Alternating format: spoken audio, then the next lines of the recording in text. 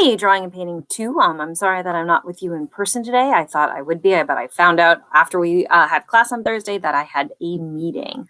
So since I'm not there, I just wanted to give you a quick overview of what I would like you to do today. So we're going to start working on our magical realism assignment, and we're going to start thinking about what ideas you have for this. I know some of you started this on Friday. Some of you are still continuing this.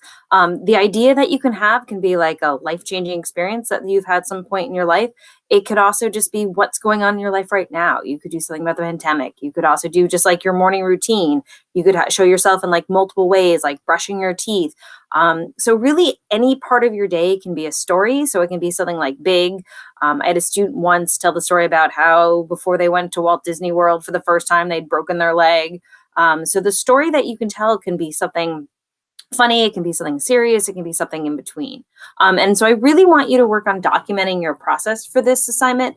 And we're going to make sure that we do this for the next assignment too, because this assignment is going to lead into the next assignment, which is going to be you choosing an artist to be inspired by.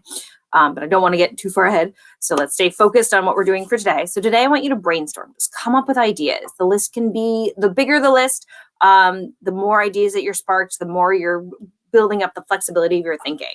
So I'm just going to remind you, I'm going to just show you different ways to brainstorm right here.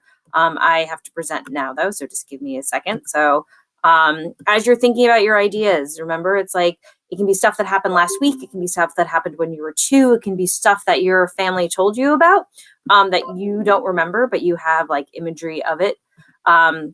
So as you can see here, right, I kind of see there's 2 ways to brainstorm. If you have another way to brainstorm and you want to do that, that's fine. So some of the things like my daughter Vivian just broke her wrist again this year.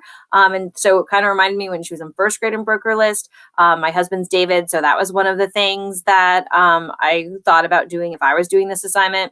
I've traveled in Europe a lot. So that was another idea I had for the assignment. And so if you notice, I don't only have like the idea, but like things that are visuals that make me think about that event, right? Like when Vivian broke her wrist, I was here at the high school and one of my alumni had shown up and I was talking to her and I saw in my email that like this voicemail came through. And so then I played it and then I was like rushing out the door. So the phone became really important. Then we went from one hospital to another hospital and then like the x-ray, like I remember seeing the broken bone. So as you're brainstorming, you also want to think about things that you associate it with it too, right?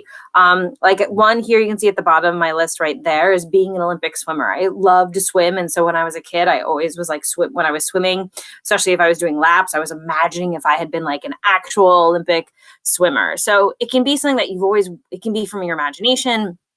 And if it feels too personal to do something about you, like I said, as an alternative, you can do something from a story.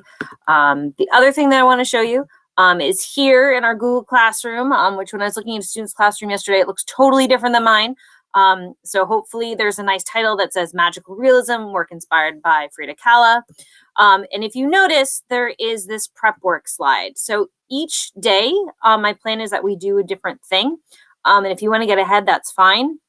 Don't feel like you have to stay on the timetable of the class. If you're ahead, that's great. If you finish one thing and you need to go back and finish something else, that's great too. So you would take your photograph, right? And you would put it in here so that your first slide in this slideshow would have your brainstorming. If you want to make it to a list, you want to make it to a web, whatever else you want to do too. And then just a quick reminder of what is magical realism in the assignment itself. You're going to create a work that tells a story from your life with some sort of magical twist. So some of you have been asking about Frida, how she painted in bed. You can see that here's an example where they had like this board set up for her. And then she'd have the paint palette here and the brushes. And so you can also see here that this is part of that magical realism, right? Because she's a baby. She's also like a baby in her mom's womb. And then she's got her parents.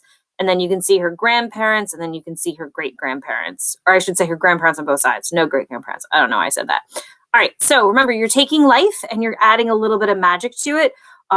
So anything that can happen in reality, and then you just twist it a little bit to make it unique and different.